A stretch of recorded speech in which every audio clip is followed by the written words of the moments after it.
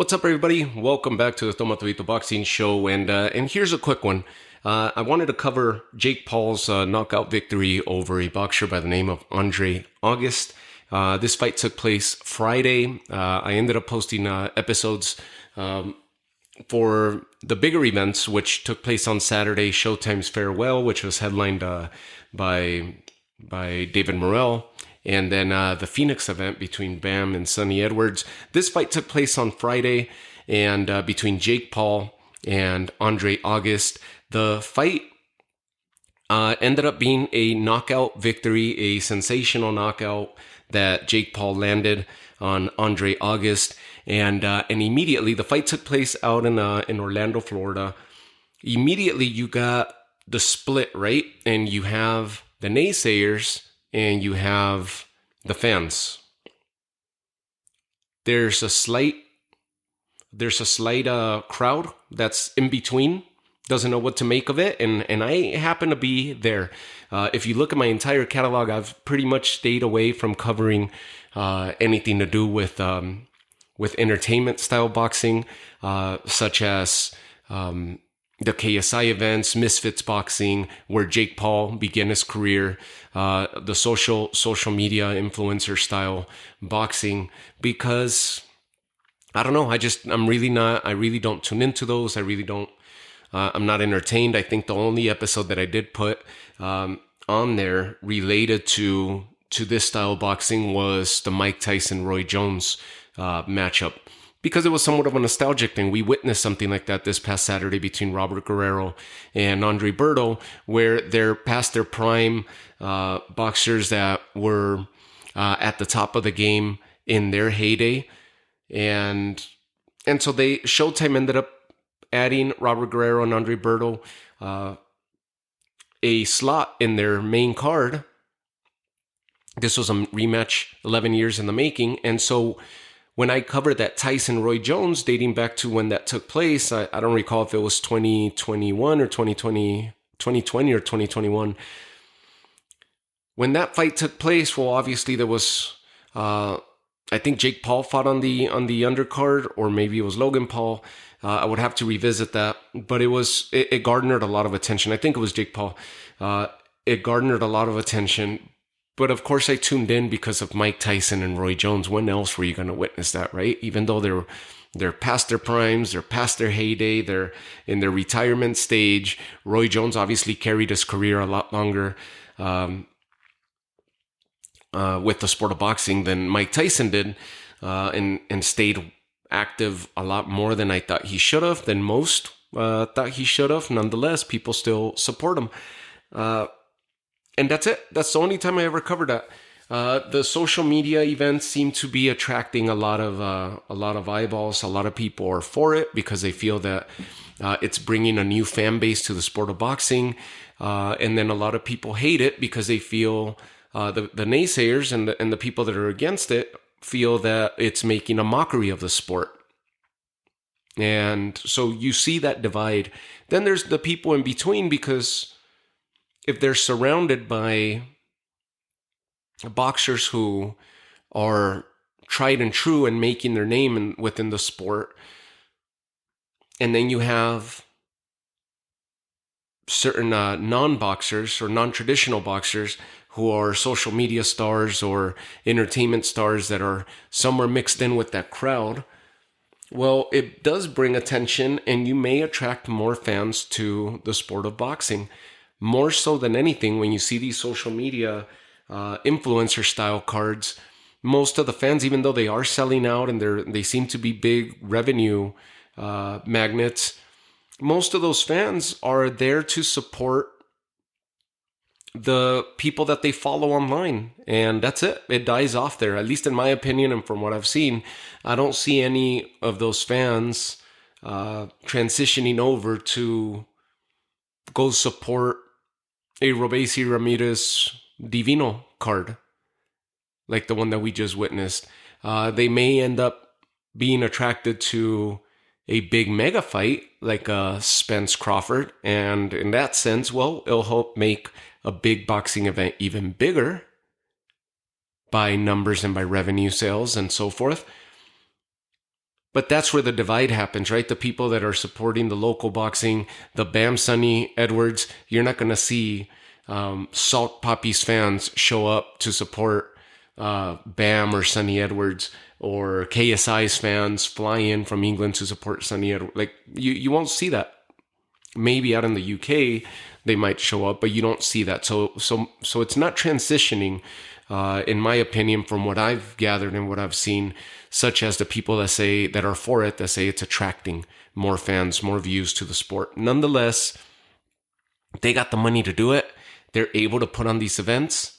Let them have at it. So I seem to be somewhat in between. Now, Jake Paul, I've been indifferent, and I'm not fully sold yet as to what's going on here, as to what he's doing on one end, and I'll explain to you why. Sensational knockout, right? As far as what we witnessed in that first round, sensational knockout on his behalf. But I'll explain here where I'm conflicted, right? So on one end, we have a social media star, a former Disney Channel star turned social media influencer, who amassed a huge following, and mega bucks, right? Just huge amounts of revenue. He's worth who knows how much, both him and his brother. His brother has definitely taken more of the entertainment style side and is now even competing in the WWE. And has his podcast, as does Jake Paul. Jake Paul has turned his full attention, and he's very vocal about it. He's turned his full attention towards the sport of boxing, and he seems to be checking all the boxes. If you look at Jake Paul's resume,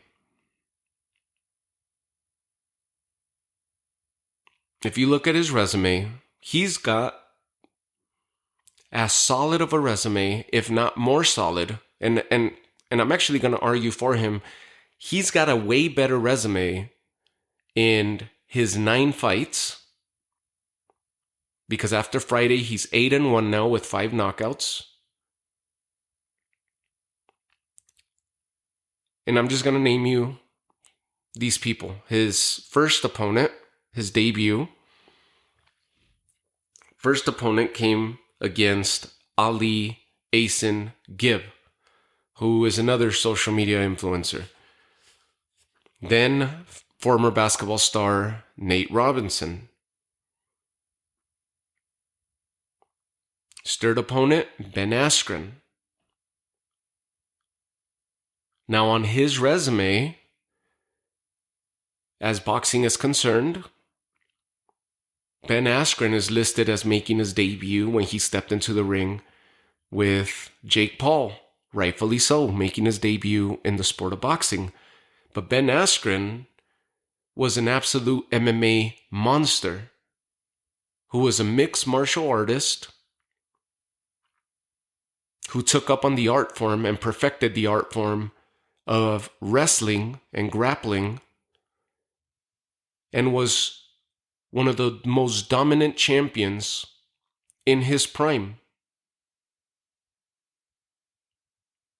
While he was out in Asia campaigning for ONE FC. Made his way to the States, he also campaigned in Bellator, Strikeforce Bellator.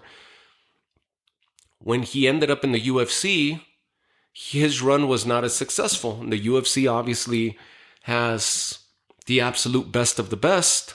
His run in the UFC was not as successful, but he was successful against Robbie Lawler in a fight that we thought Askren was knocked out on his feet. He was out, but somehow recovered and managed to take control of Robbie Lawler, a fight that ended up in a controversial stoppage. And from there, he was in big events. Of course, he became a famous meme when he got knocked out by Jorge Masvidal with that flying knee.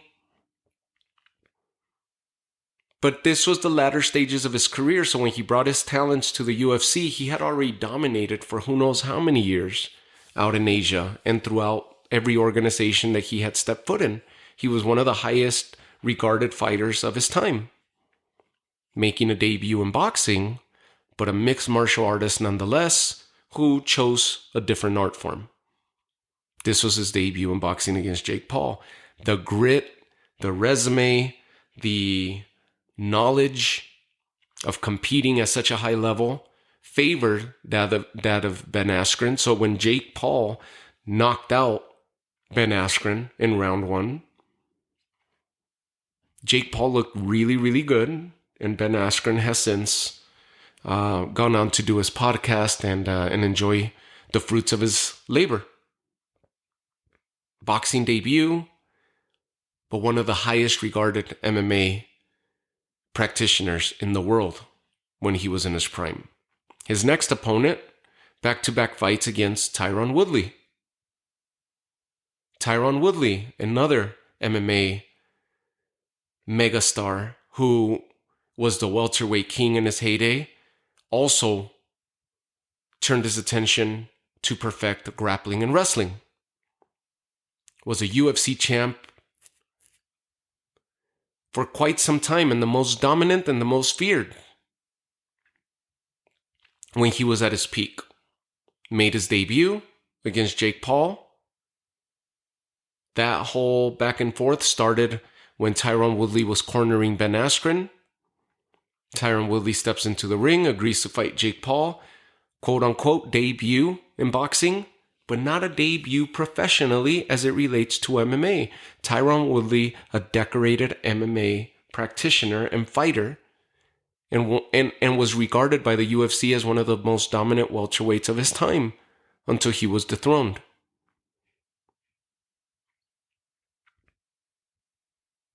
He loses a split decision to Jake Paul.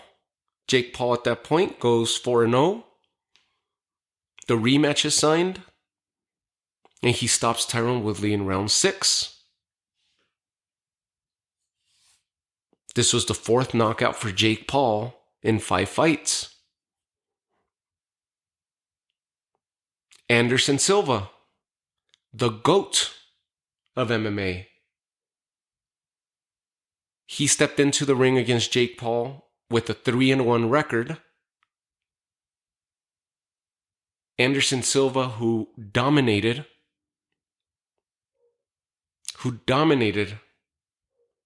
anybody that would step in the ring with them, regardless if they were a middleweight or light heavyweight, he would dominate. He dominated in Japan, he dominated in Brazil, he dominated in the US for years and years and years on end. The Spider Silva was not going to get beat by just anybody, and he was not going to get beat by the top echelon that was being thrown at him. He was on top of his game, and he is regarded as the GOAT. Steps away from MMA, competed, most notably competed in 2 professional boxing fights, one against another megastar in the UFC, and one who arguably put the UFC, that brought the UFC into pop culture and brought the UFC into its heyday of fame, that being Tito Ortiz when he was dominating in the late 90s in the UFC as a light heavyweight. And his rivalry with Chuck Liddell catapulted the UFC stardom and the UFC's fame under Dana White's tutelage. He ended up, obviously, latter stages of his career, retired, semi-retired. They face off in the ring. 2 legends of the sport. Anderson Silva stopped Tito Ortiz. More notably, he fought the son of Mexican boxing star legend Julio Cesar Chavez. He fought Junior. And Junior, of course, was a champion at welterweight and at 154, if I remember correctly. His most famous fight happened at 160 when he stepped into the ring against Sergio Martinez, who was the middleweight king at that time. And Sergio survived a late onslaught by Julio Cesar Chavez Jr. And from there, we were already starting to see weight issues with Junior, drug addiction, alcoholism, and just bad habits through and through, which derailed his career. It wasn't just a wrench in his career, it derailed his career and his personal life. So he was trying to stay active and come back and ended up stepping into the ring. Again, a very experienced boxer in Julio Cesar Chavez Jr. stepped into the ring way past his prime and out of his element, of course, because of the things I just mentioned. But nonetheless, he was going to be a tough test for Anderson Silva, who was diving into boxing after a famed and legendary MMA career. So Anderson Silva had some credibility stepping in against Jake Paul with a 3-1 record. That ended up going to decision, all 8 rounds. Jake Paul got the nod and his hand raised.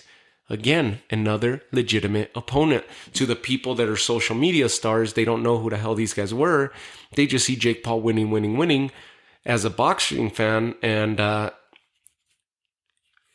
combat sports fan, an MMA fan, well, you see these names. Then next up was Tyson Fury, and that's the loss that Jake Paul took, where he doesn't get the decision. He doesn't get the decision rendered to him by the judges. That's the only loss to his career to date, and he lost to Tommy Fury.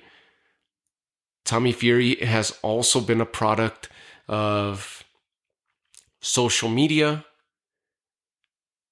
fame, mostly because of his last name that his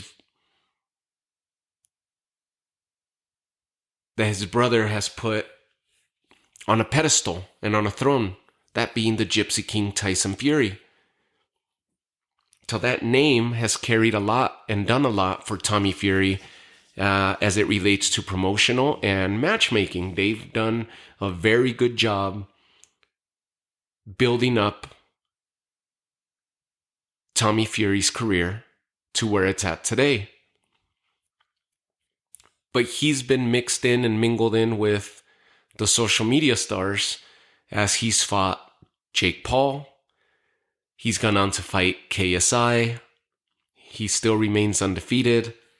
Now he's being linked to possibly fight Logan Paul and so forth. And so he's in that circle now where it could be a detriment to his actual professional career. And at that, he struggled in these fights against KSI and Jake Paul, who are influencers that have partaken into the sport and have taken up on the sport of boxing.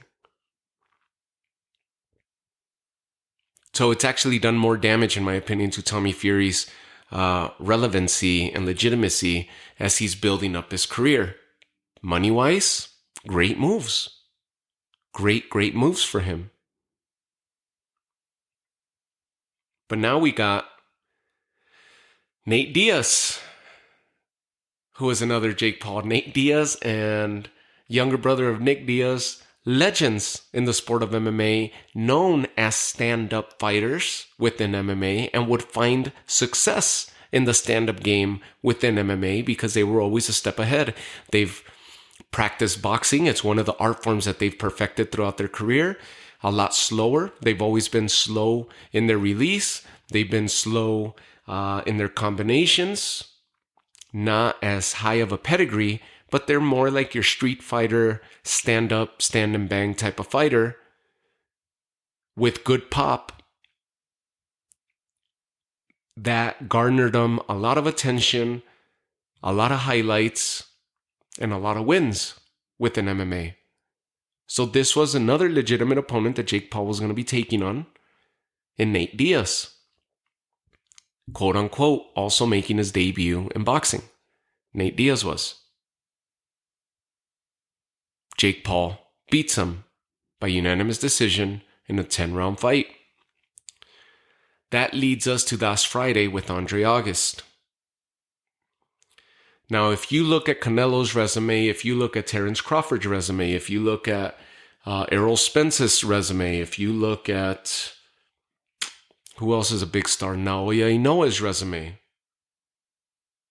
Devin Haney's resume.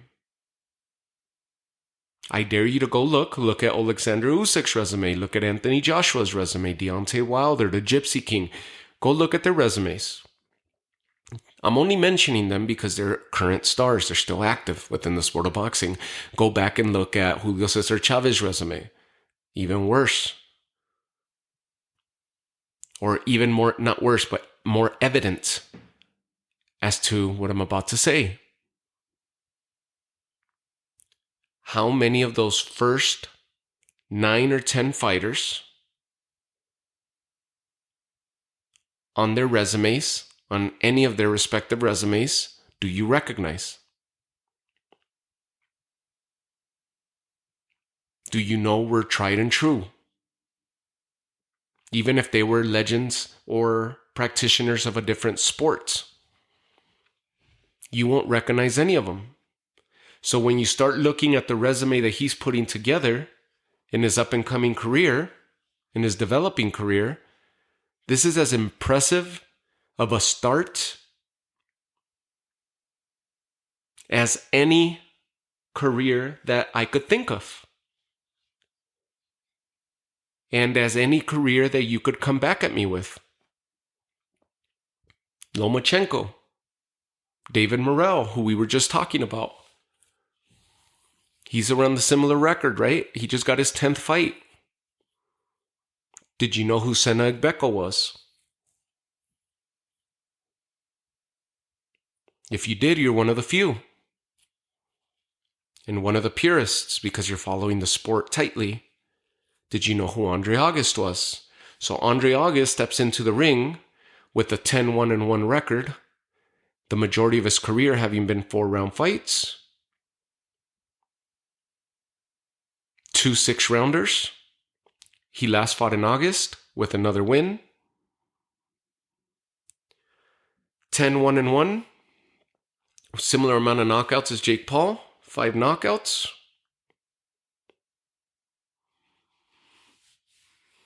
And this was not a pay-per-view event for Jake Paul. This was a regular DAZN event.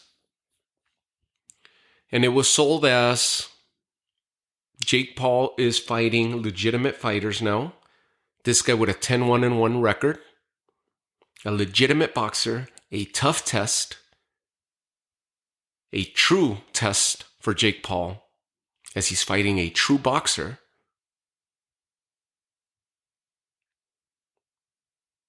And Jake Paul performed with flying colors, with a stellar knockout, a highlight reel of a knockout that is surfing all over the net. First round knockout with a nasty uppercut. We didn't know who Andre August was. We still don't know who Andre August is. Well, we know now because he's on the highlight reel of Jake Paul. In Jake Paul's career, or of Jake Paul's career.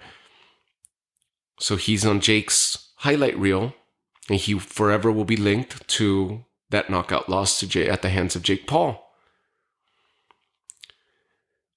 But it was marketed well, and the reason that the naysayers are even fuming and coming out and even in droves now and very animated is because this was the selling point that Jake Paul is taking the sport serious, that he is fighting real boxers with real records and stopping them.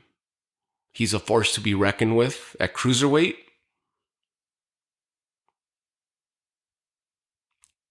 And for the next fight, it should be a pay-per-view fight against an even bigger name.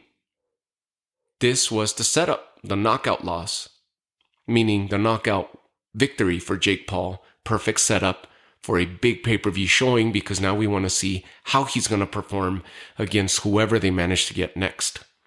Word is Andrew Tate, Cobra Tate, is already being mentioned and has been for the past year. Again, Andrew Tate, a decent boxer who possessed good power in his hands, kickboxer by trade, / Muay Thai fighter, dabbled with MMA in the latter stages of his career, but he was a stand-up Muay Thai / kickboxer practitioner who won multiple titles in his divisions when he was active. Multiple championships. That seems to be the fight that we're looming for. Another one is Vidal Riley, I believe is his name. So If you look at what Jake Paul has done, his beginning stages, his beginning fights, his early portion of his resume, this is as impressive as anybody has started, as impressive as of a resume and as start as anybody that you could throw at me, if not more impressive. Just the names that we talked about and that we mentioned that he's got wins over now. This is a tighter resume than your favorite boxing star. So he's amassing a good start, a lot of knowledge that he's been able to defeat.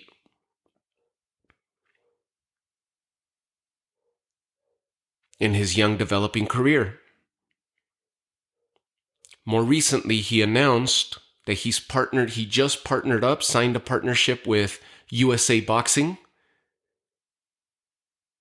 And he will be not just training with Team USA, but will be partnering and more than likely sponsoring with them as Team USA prepares to make their run at the Summer Olympics, the upcoming Summer Olympics in the summer of 2024 in Paris, France. That's admirable for what Jake Paul's doing. He's taken up this role of an ambassador, a spokesperson for the fighters and for the sport of boxing. He's done amazing things for women's boxing by way of Amanda Serrano. Amanda Serrano, who was already a legendary fighter, but was not a household name, was not mainstream, yet continued to compete and win and amass titles.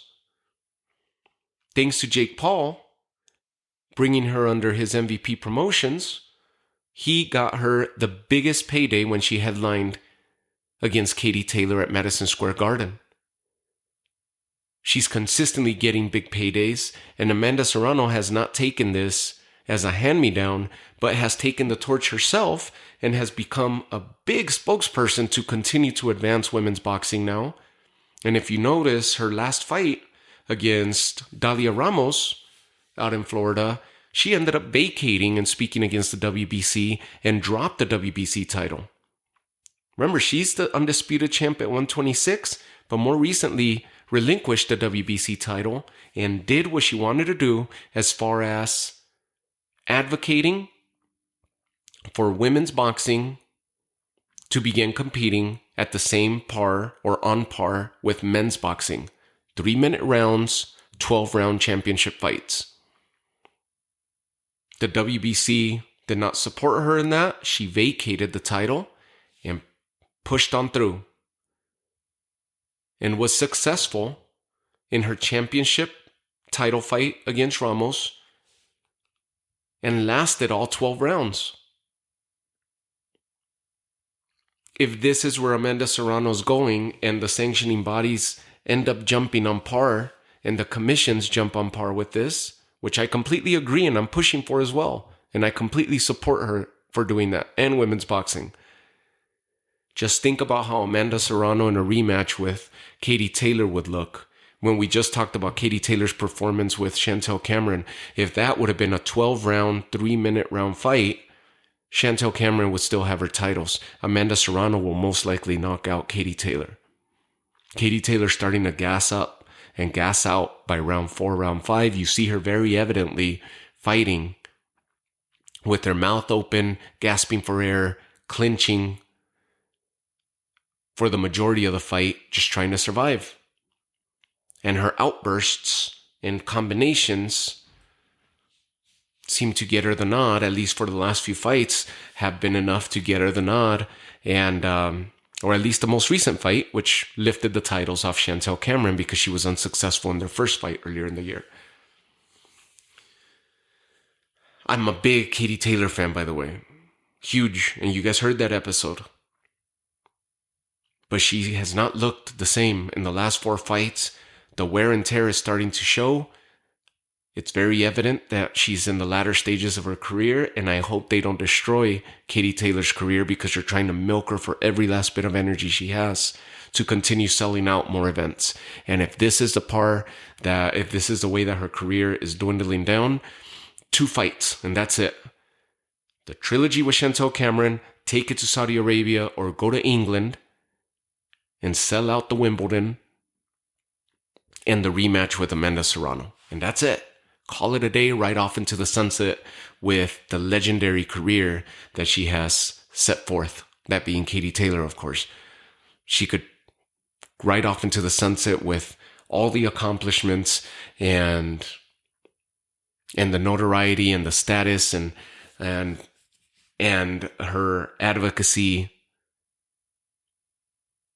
and meaningfulness of her career for women's boxing and for boxing in general. So Jake Paul has done great things for women's boxing, has done great things for the sport of boxing and for fighters, the advocacy for fighters and fighter pay and for the events. He tried to do the same with MMA and has gone back and forth in the last couple years with Dana White.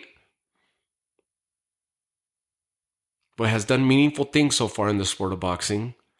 And now teaming up with Team USA, heading into the Summer Olympics of 24, is another key thing that he is checking off all the boxes, all the right boxes, and his actions are showing that he does care about the sport, that he does want to be a voice of the sport and for the sport, and that's admirable. And then you look at his career and his young resume, and it's very impressive.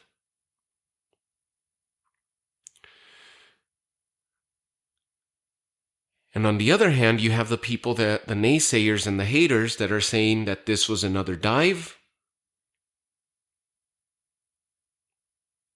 by Andre August. The conspiracy surrounding a lot of the comments that Tyron Woodley has come out and said in past interviews, which people are pointing out and looking for any little sign that the fix was in with those fights, especially with the rematch.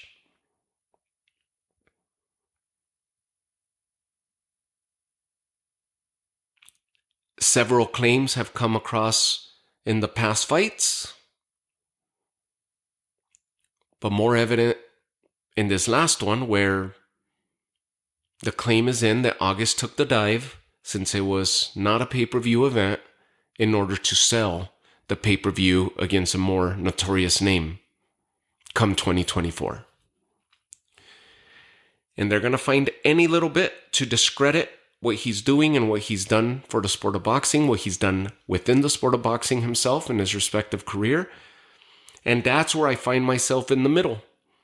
Because am I witnessing something great taking place in front of my eyes? All the boxes seem to be checked. The smell test, it seems to be passing the smell test at the moment. But there's that little thing that when you hear all the other side of the argument, because of his past and where he comes from, with social media and YouTube and the prankster and so forth, there's a little hint in there or a little thought in the back of my head that tells me this might be a Borat movie and we're all in on the joke. These guys that are crying foul and crying fix and claiming that it's fake and the dives and this and that. He's paying them to dive. Andre August reportedly made $2 million for the fight. Tyron Woodley, very vocal about saying that he made more money in those two fights than he did in his MMA career. It's hard to ignore all that. Now, there's no evidence. The burden of proof lies on the naysayers. They need to come out and show some evidence and show their proof. Nothing has come out yet, other than little videos of, oh, look, he gestured him to come in, to step in so he could land his uppercut. Oh, look at that. Look at what he just said right there. But little things like that they're nitpicking. But there's no solid, concrete evidence that this is a hoax and that the fix is in. So until then, you have to lean on the side of Jake Paul and respect what he's doing. until it all comes out and unravels that this was a big joke and this was a big Borat style prank and we're all in on it because that's his past. He's a YouTuber who became famous for doing pranks and pulling pranks on his brother and his family and the public. And there's no shame in a good joke. And with so much money backing you, it's easy to just make everything seem real and put on the biggest and best events because you got the money and you coerce your opponents or sway them, sway their pockets, and put on this amazing resume that was fake all along. I hope it's not. And I'm not jumping on that bandwagon of the naysayers. I'm just simply saying this is where that could be. That's where I find myself in between. Is it a big prank that we're in on? Or should we be paying closer attention to Jake Paul and what he's doing, how he's training, and what he's meaning to the sport of boxing? Should we not be ignoring it or just watching it as a circus show, but rather as someone who is not just talking the talk, but actually making big plays, meaningful plays for the sport of boxing, and doing this thing at the same time? With the more solid resume than the majority of people that you could look up who they fought the first 9-10 fights. You'll recognize Anderson Silva and Tyrone Woodley and Ben Askren, Tommy Fury, Nate Diaz, but you can't tell me who Canelo fought and who they are in those first 10 fights, or Chavez, or Lomachenko's first opponents. Maybe Lomachenko, because he fought Orlando Salido in the second one and so forth, but unless you're a purist, you won't know who all these opponents were. What about Anthony Joshua's first 10 opponents, or Tyson Fury's, or Terrence Crawford's first 10 opponents, Errol Spence's first 10? Like, if you could tell me which one of those fighters who's at the top, at the elite level of the game, Triple G's first 10 opponents. Jake Paul's checking off those boxes and he's looking very impressive while he's doing it. So yes, Andre August was more than likely the lesser known fighter to date, but he was sold as a solid test for him, and Jake Paul passed it with flying colors. Who had a better record than Jake Paul with the 10-1-1, same amount of knockouts, pure boxer, in similar stages of where Jake Paul's at. If this was the matchmaking test, Jake Paul just passed with flying colors, taking on pure boxers. Let's hope he continues. And if this is the trajectory that Jake Paul is going, and this is a legit career, then my only 2 cents is separate yourself from all this KSI and misfits boxing and fighting YouTubers and social media stars and the MMA stars, and take on somebody a little tougher, a little stiffer test, similar to that of an Andre August, who is solely focusing on boxing, and take on a little stiffer test. We're asking for too much of Jake Paul and asking too much for someone who's in the beginning stages of their professional career. But of course, this is a non-traditional career that we're witnessing here. This is someone who is a self-made man, a famed star with a recognizable name. And so the expectation level is going to be a little bit different. Let's just pump the brakes. If he continues to fight a step up from an Andre August, maybe a little bit more of a known name, or even a star that's on the latter stages of his career, near retirement, but fight somebody at cruiserweight who's campaigned at either light heavyweight or cruiserweight, who has not been looking so good, but it's a recognizable boxing star. And then Jake Paul defeats him. We're like, all right, this kid's for real. This kid's for real. As of right now, you can't knock on anything that he's doing. So those are the 2 sides, or the 3 sides of the Jake Paul narrative.